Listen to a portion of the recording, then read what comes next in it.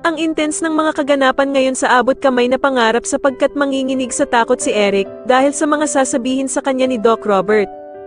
Dito nga matapos ibigay ni Kinito ang background ni Eric na inutos sa kanya ni Doc Robert ay agad na kukomprontahin ni Doc Robert si Eric. Samantala ay magkikita nga sila Doc Carlos at Michael at dito nga ay mapag-uusapan nila kung gaano kagaling na doktor itong si Annalyn. Dito nga ay aaminin ni Doc Carlos kay Michael na napakagaling na doktor talaga itong si Annalyn dahil kahit na anong pagsubok nga daw ang ipagawa niya ay talaga namang napagtatagumpayan nito. Papayuhan naman ni Michael itong si Doc Carlos na kahit na gaano nga daw kalaki ang galit nito kay Doc Robert ay wag na wag niyang idadamay si Annalyn dahil sa parang anak na din daw ang turing niya sa batang ito. Kaya naman ay maipapasa ni Annalyn ang pagsubok na ibinigay sa kanya ni Doc Carlos dahil na nga din sa napakagaling daw niyang doktor.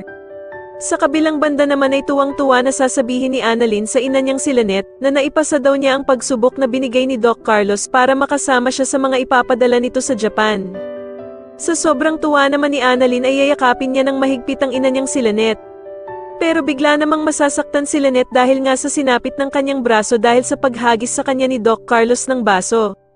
Kaya naman ay takang-taka si Annalyn kung bakit nasasaktan ng kanyang inang si Lynette at dito nga ay makikita niya ang sugat ng kanyang ina sa bandang braso.